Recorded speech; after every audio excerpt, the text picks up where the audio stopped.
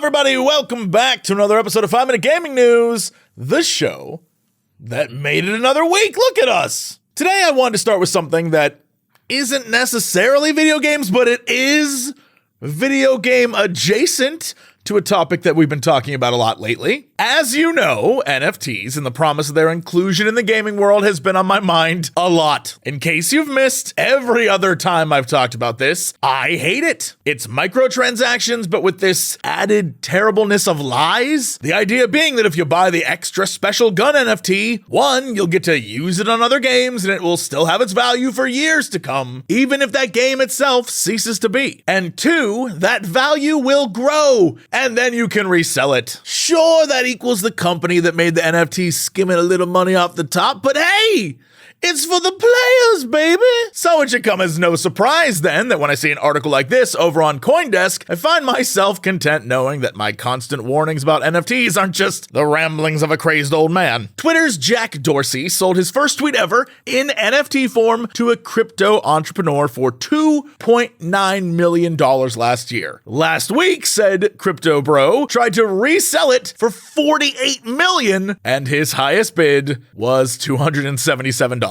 When asked about it, he said the deadline I set was over, but if I get a good offer, I might accept it. I might never sell it. And admittedly, since that time, he has received an offer of $3,600, but that is a far cry from $48 million.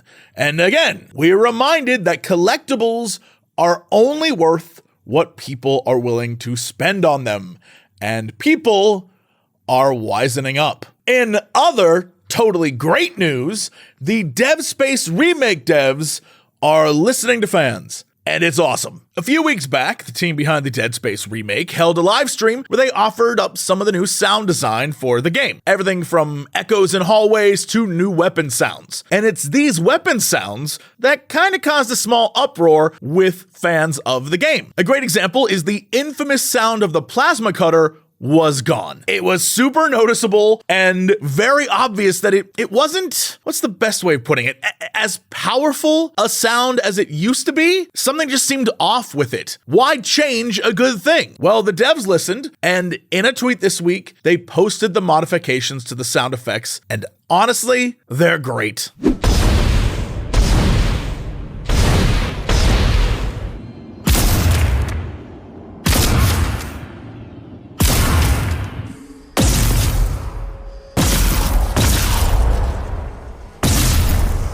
You can hear right there the changes.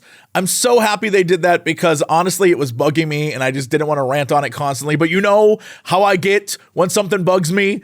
But yeah. I'm glad they listened to everyone, and I'm glad there were a lot of people like me who spoke up about it. Speaking of listening to the fans, I have listened to you. And so I present to you an all new weekly segment.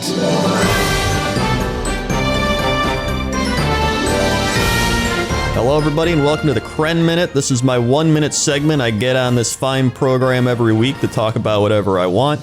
This is kind of like, for all you old people out there, 60 Minutes where Andy Rooney went on every week and just ranted about, like, what's the deal with sidewalks? Why are they even a thing? Like, he would just rant about whatever he wants or news things. So that's pretty much what this is. So today I want to rant about data mining because with the latest World of Warcraft expansion, the Dragonflight leaks and all that stuff, a lot of it stemmed from data mining. Some of it was like actually leaked by people. Well, we don't know yet, but it seems like it was. But you know, what happened to the days where you didn't have to worry about data mining, where some guy wasn't just like, I looked into the code right when the thing released and I found that there's a string of code that shows one strand of clothing from the Dragon Princess that aligns with this thing from this, and that means that blah blah blah. It's like, I like being surprised sometimes. Sometimes you just want to go into Christmas and open a present and not know what it is, right? It's like everybody wants to know what their presents are before they're open.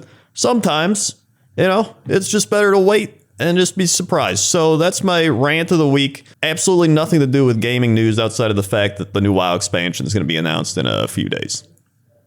Thank you. Thanks, Crendor. I feel like I should have some papers to shuffle right now.